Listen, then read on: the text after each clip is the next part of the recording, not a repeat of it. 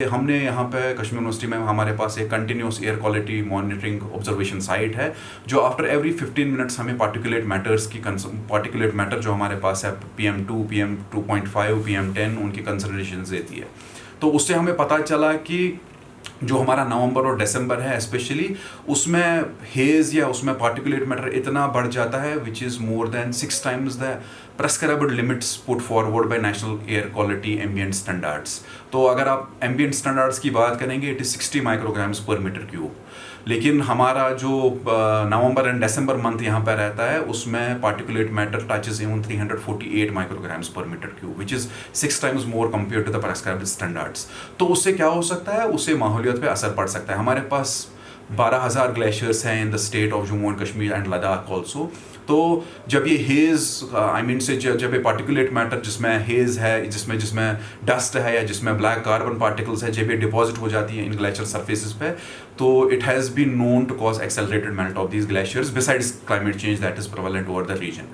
तो हमारा जो स्नो या ग्लेशियर्स हैं उन पर इम्पैक्ट पड़ सकता है, but at the same time health पे भी इम्पैक्ट पड़ सकता है। मैं देख रहा था सुबह ही से one of the premier doctors who is a pulmonologist doctor Naveed Nazir, उन्होंने भी एडवाइजरी दी थी specially for children and old age people कि अगर उनको बाहर जाना है they should wear a mask because these particulates may go into their respiratory column and initiate some kind of irritation, nasal irritation which may lead to coughing and cold जो prevalent होता है इस सीजन में।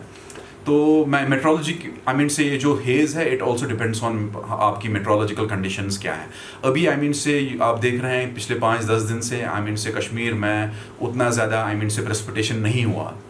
तो जब dry conditions होती हैं तो ये जो कंसंट्रेशन है हेज़ की, थिक हेज़ डेवलप हो जाता है। तो मेट्रोलॉजिकली मैं देखूंगा, मैं इंडियन मेट्रोलॉजिकल डिपार्टमेंट का सुबह देख रहा था या बहुत सारे वेदर सर्विसेज जो भी ऑपरेशनल हैं यहाँ पे ग्लोबल स्केल पे उनका ओवर कश्मीर में देख रहा था कि क्या है। So it shows predominantly dry weather over the course of next 3-4 days. That means ये हेज़ जो है तब तक इंटेंस होती जाएगी जब तक कि wet scavenging in the form of precipitation ना हो। तो उसका मतलब ये है कि अमाउंट ऑफ पार्टिकुलेट्स या जो डस्ट इस हेज़ में है या से ब्लैक कार्बन पार्टिकल्स है या ऑक्साइड्स ऑफ सल्फर है या नाइट्रोजन है वो ज़्यादा बढ़ जाएंगे and people need to be very careful about it when they move out. Say they need to wear mask to ensure कि ये जो पार्टिकल्स हैं इनके रेस्पिरेटरी कॉलम में ना जाएं। मिटिगेट भी किया जा सकता है, जैसे मैंने बोला कि पिछले 2 दहाइयों में number of vehicles has tripled over the course of last 2 decades, लेकिन हमारे पास अल्टरनेटिव सोर्सेज ऑफ ट्रांसपोर्टेशन होना चाहिए and then which are using non conventional fuel. हमारे पास डीजल या पेट्रोल व्हीकल्स बहुत सारे हैं, पेट्रोल बेस्ड व्हीकल्स या diesel based vehicles even in public transport. तो अभी से गवर्नमेंट ने एक इनिशिएटिव लिया कि इलेक्ट्रिक बसेस को उन्होंने डाला है on certain specific routes of Srinagar city which is getting so congested day by day because बहुत ज़्यादा नंबर ऑफ व्हीकल्स जो है श्रीनगर सिटी में इंक्रीज हुए हैं जिससे ट्रैफिक जैम्स भी होते हैं। लेकिन अगर ये इलेक्ट्रिक व्हीकल्स आएंगे हो सकता है कि over the course of next few years you will see this ये जो हेज़ का इम्पैक्ट है वो थोड़ा सा कम हो जाएगा। एट द सेम टाइम जो हम which is a requirement to keep ourselves warm because यहाँ पर 24/7 इलेक्ट्रिक सप्लाई भी नहीं होती है।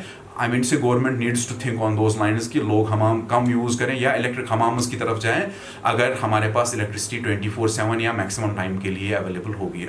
से people will not definitely use normal conventional हमाम्स जो पोल्यूशन क्रिएट करते हैं। And even in offices there should be an advisory कि वो कोल बेस्ड से शिफ्ट करें to a non coal based जहाँ पे पोल्यूटेंट्स या जो एयर पोल्यूशन इमिटेंट से पोल्यूटेंट्स हैं वो इमिट ना हो जाए इन द सराउंडिंग। लेकिन जो मैंने ये इलेक्ट्रिक व्हीकल्स का भी बोला, इट इज़ नॉट कि electric vehicles are the only solution for this.